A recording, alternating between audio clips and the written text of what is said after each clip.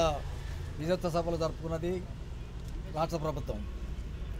ఈ విజయోత్సవ సభలు జరుపుకోవడం అంటే ప్రజలకిచ్చిన హామీలని విస్మరించి తమ సొంత డబ్బా కొట్టుకోవడానికి రకంగా విజయోత్సవ సభలు జరుపుకోవడం జరిగింది.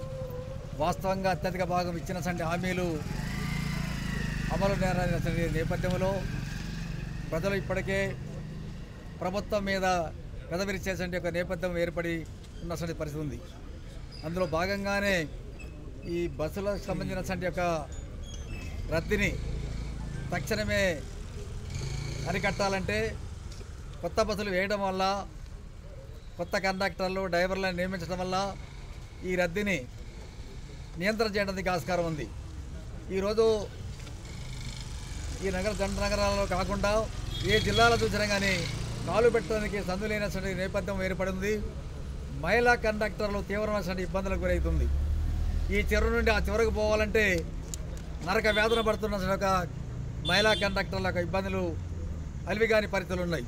ఇవన్నీ కూడా పరిగణలో తీసుకుని రాష్ట్ర ప్రభుత్వం తక్షణమే కొత్త బస్సుల యొక్క పొరబడికి అలాంటి ఒక బడ్జెట్ని కేటాయించి తక్షణమే ఇలాంటి ఒక నియంత్రణని రద్దీని అరికట్టడానికి రకంగా రాష్ట్ర ప్రభుత్వం చర్యలు తీసుకోవాలని చెప్పేసి సిపిఐఎంఎల్ మార్చులైన పార్టీ దశల వారీగా ఉద్యమాలు కొనసాగిస్తున్నాం.